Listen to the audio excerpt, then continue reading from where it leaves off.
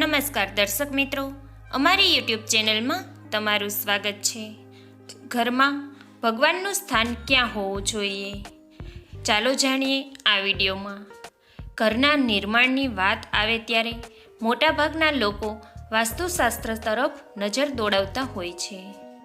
હવે લગભગ દરેક વ્યક્તિ ઘરમાં એક પૂજાઘર પણ બનાવવા લાગે છે. પૂજાઘરને પૂર્વ, ઈશાન કે ઉત્તર દિશામાં બનાવવું જોઈએ. વાસ્તુમાં પૂજાઘર માટે ઈશાન ખૂણો સર્વશ્રેષ્ઠ ગણાવાયો છે.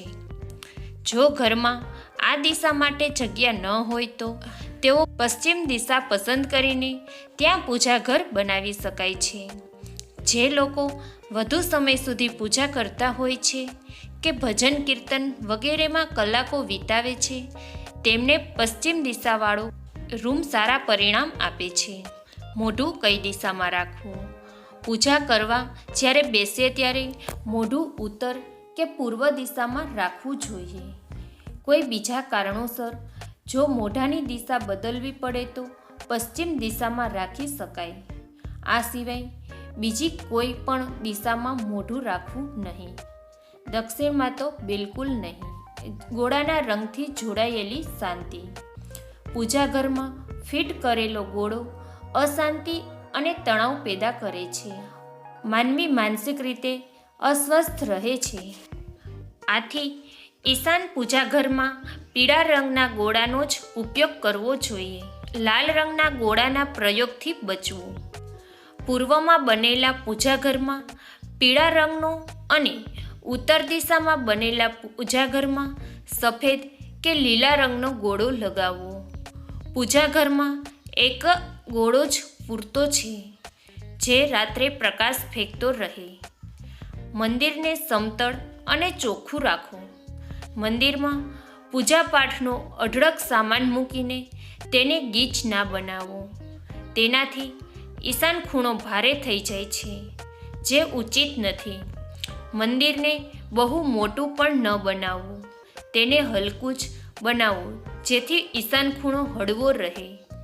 ઈશાન ખૂણો જેટલો હલકો ખુલ્લો હશે તેટલો ફાયદો થશે. મંદિરમાં ક્રીમ રંગ લગાવો. મંદિરનું તળિયું બીજા રૂમ કરતાં ઊંચું ન હોવું જોઈએ. તેનાથી ઈશાન ખૂણો ઊંચો થઈ જશે, જે વાસ્તુશાસ્ત્રની હિસાબે યોગ્ય નથી. ભગવાનનું સ્થાન. મંદિરમાં અસંખ્ય દેવી દેવતાઓની પ્રતિમા ન હોવી જોઈએ. પોસ્ટર અને મૂર્તિની સંખ્યા એકદમ ઓછી રાખો.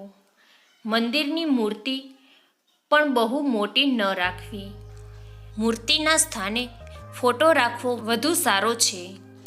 મંદિરમાં આરસ કે લાકડાનો ઉપયોગ કરો. પાણીનો કળશ ભરી ઈશાન ખૂણામાં રાખો. મંદિરનો દરવાજો 2 કમાળનો હોવો અનિવાર્ય છે. સાથે જ દરવાજા હંમેશા અંદરની તરફ ખુલતા હોવા જોઈએ. ધ્યાન રાખો, જો ઘરમાં ભોંયરું બનાવ્યું હોય તો તેમાં મંદિર ક્યારેય ન બનાવવું. 2-3 માળનું મકાન હોય તો પણ મંદિરનું સ્થાન ગ્રાઉન્ડ ફ્લોર પર જ રાખવું. મંદિર પણ એવા સ્થાને બનાવવું કે તમે જ્યારે પણ ઘરની બહાર નીકળો કે ઘરમાં દાખલ થાઓ ત્યારે સીધા ભગવાનના દર્શન થાય. મંદિરને કોની સાથે જોડવું? મંદિરને તમે સ્ટડી રૂમ, બાળકોના રૂમ, ડ્રોઈંગ રૂમ કે લિવિંગ રૂમની સાથે જોડીને પણ બનાવી શકો છો. મંદિરમાં એટલી જગ્યા હોવી જોઈએ કે તમે ત્યાં આરામથી બેસી શકો. આ ઉપરાંત વેન્ટિલેશન એટલે કે કુદરતી હવા ઉજાસની પૂરતી વ્યવસ્થા હોવી જોઈએ. મિત્રો, મારો આ વિડીયો જો તમને સારો લાગ્યો હોય તો પ્લીઝ લાઈક, શેર અને સબસ્ક્રાઈબ કરવાનું ભૂલશો નહીં.